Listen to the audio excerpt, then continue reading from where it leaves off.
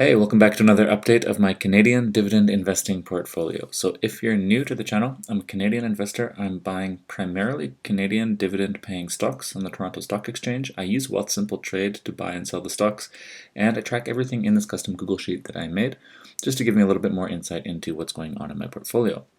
So what I'm going to do in this video is just run through basically some recent trades that I made. I want to talk about how that affects my annual dividend income, and I'll go through the process of what it's like using this spreadsheet, because if you're interested in using it as well, there's a link in the description below where you can also get it. So before we run through the summary information, I actually know that there is one dividend outstanding that I need to log. So let's jump into Wealthsimple Trade. And if I go to my recent activity tab, I can see here that a couple days ago, I received a dividend of $17.77 from HR.UN. This is one of the REITs in my portfolio, so I need to log that in the spreadsheet. And I do that down here in my tab for dividends. So right now, actually just look here, we have so far in August, haven't recorded any dividends. That's because I haven't actually manually typed them in yet. But I just come here and I have a manual list, or like a master list, sorry, of all the dividends that I get, and I just type them in as they come. So I just drop it in here, TSE. This one was HR.UN, and I received that on August 6, 2021, and it was for $17.77, and it was paid in Canadian dollars. So once I actually log information in here, then it's going to show up in my summary charts. So now we can see that so far in August, I've received $17.77. And this also gets reflected here in the summary total that I have actually received $484 in total since I started back in September. So with that said, I'm in my 12th month now of this portfolio. I have a stock value of about $50,800 approximately. I had about $472 in cash before I made this video, but I'm actually going to show you what I spent. I spent about $300 of that approximately. And like I said, I've received about $480 in total, but for the whole account, basically the difference between all of my deposits and what I currently have is sitting around $3,800 of gain. That's awesome. That's about 8.11%, so that's really nice to see. A lot of the stocks that I have, like I said, do pay a dividend, and the average yield of all of the stocks in my portfolio, weighted for how big my positions are in each company, is around 4%. And that basically means that for approximately every $100 that I have invested in this portfolio, I can expect to receive about $4.06 per year, give or take. This number changes a little bit over time and generally grows a little bit, but it'll stay relatively constant. As the stock prices increase, often the dividends follow and increase as well, and then you kind of get this, this working out to about the same. But basically, if you multiply, 4.06% by $50,700, we see just over $2,000, about $2,062 in annual income. So this is passive income purely just from holding these stocks. Like the price of the stocks is going to go up and down, but they're pretty much all going to pay out this cash just for being a shareholder, which is what I really like about dividend stocks. So we're going to come back to this number at the end of the video and take a look about how it increases as I buy new shares and put them into this portfolio. So let's take a look actually at the individual stocks that I have for my different positions. I've got them sorted right now for the percent of holding to be the biggest holdings at the top, and in descending order as we go down, we get into some of my smaller positions at the bottom. You can see most of it's green, and a couple of red ones here. But also important to know that often when you're looking at like this, the performance of a stock, it's not factoring in the dividends that you've received over time. This is a typical calculation. So here we see we're down 0.04% or down $1 on this position. The whole value I have is over almost $2,500, so it's not concerning at all. But you can also see here that I've received $24 in dividends from holding the stock. So if you think about it, including the dividends, technically I'm up on this one. Same here, I'm down $3 in the stock price, but I've also been paid $10 in dividends, so technically this one's in the green as well, if you want to think of it that way. Down here we have some worse stories, down $100 on Cineplex. This one, I'm just going to hold on to that and see what happens. DCM's another one. These two don't pay dividends actually. They're just kind of like short-term growth plays for me. And then here we can see that Interjex is down a little bit and Shopify is down a little bit. This one is just nothing. I only have Shopify because I was just testing out the fractional shares feature. But yeah, when we come here, actually let's sort the gain and loss by percent. This is interesting to see as well, because these are some of my best performing companies, positions. So we see Loblaw, this is like a supermarket chain, up in the 30% along with Great-West Life and Bank of Montreal. Power Corporation is up there pretty high, and then just a whole lot of, positions that are over 10%, over 5%, and lots of great performance here in his portfolio because a lot of these are pretty much blue chip dividend paying stocks, and a lot of them are also dividend aristocrats. So when I was looking for which stocks that I wanted to add more to, because I had a few $100s that I wanted to spend, one that came to mind was actually Power Corporation of Canada. I'm up 24% on these guys, and they are doing pretty well. I'll show you the chart in 1 second. I actually bought into them quite a while ago. That's why I'm just, I'm up so high. I only had 7 shares, and I thought they only make up like 0.5% of my portfolio. And as much as I don't want to buy shares when they're, near their all-time highs or way above my average price, I thought it's a good time to start kind of averaging in whether or not they go up or down into the future. Another one that I picked up was Waste Connections. These guys are also just having a great growth over time. Very tiny dividend of 0.5%, but their stock price is increasing a lot, and that's something that I'm really focused on with this company.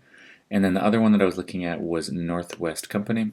This is also like a chain of supermarkets and basically just a consumer staple stock. Not such crazy growth in them, but just nice, consistent, slow growth with a pretty healthy dividend of about 4%, which is something that I'm just happy to hold. And they also make up just 1.4% of my portfolio. So that's something that I'm interested in growing. I'd like to try to grow some of the smaller positions. We can switch back here to putting the small ones at the bottom. I just really like to build some of these up to kind of match, build up the balance in, kind of evening out these small positions, with some of the ones that have like, 10%, which is way too much in my opinion.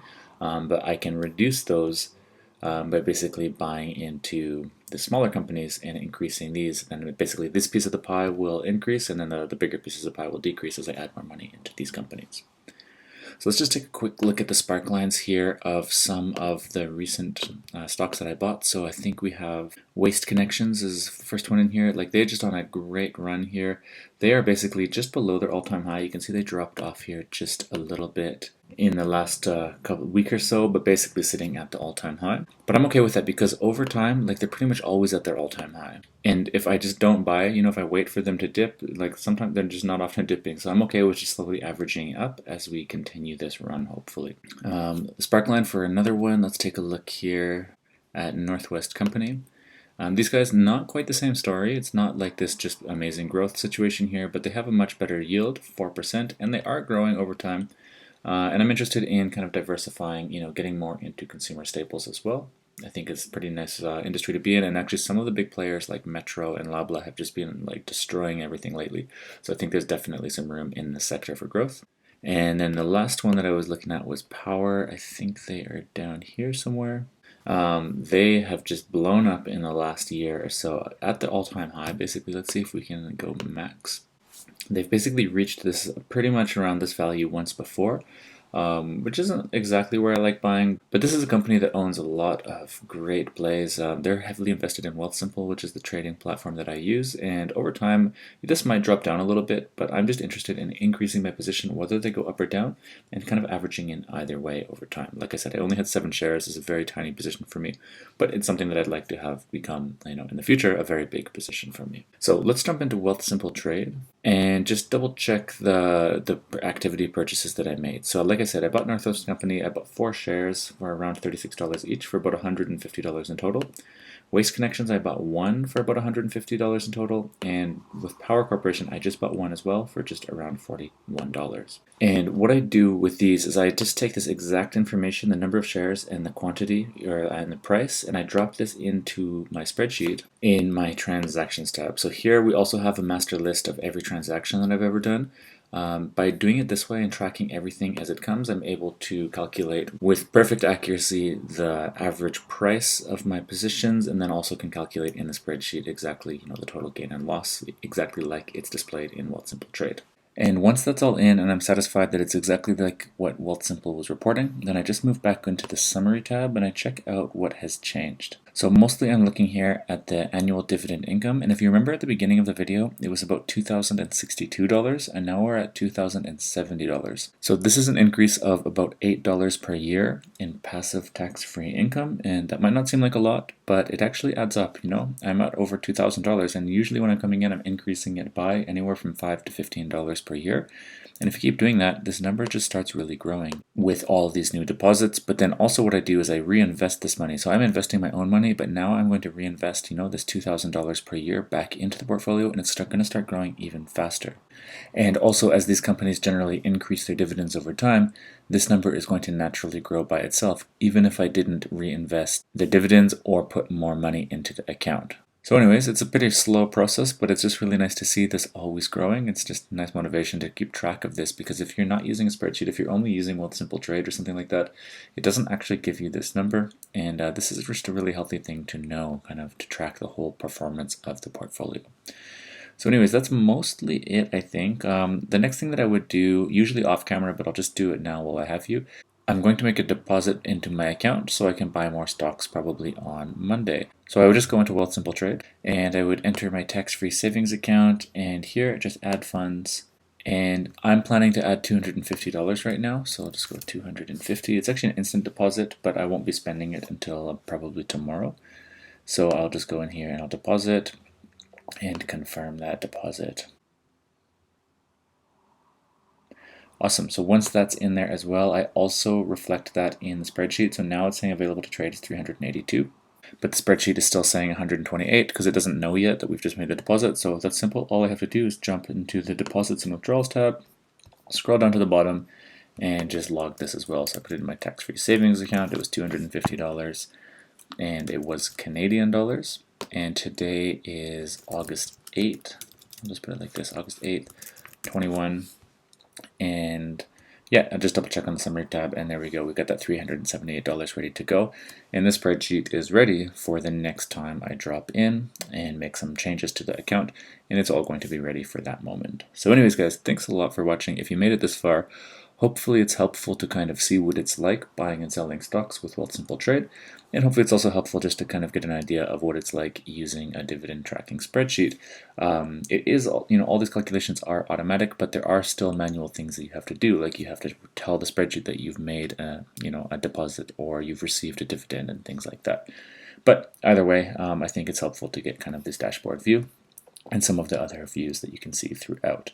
So anyways, guys, yeah, let me know in the comments down below what you think, and if you are buying dividend paying stocks or you're interested in tracking in Google Sheets, yeah, just let me know. I'll see you down in the comments.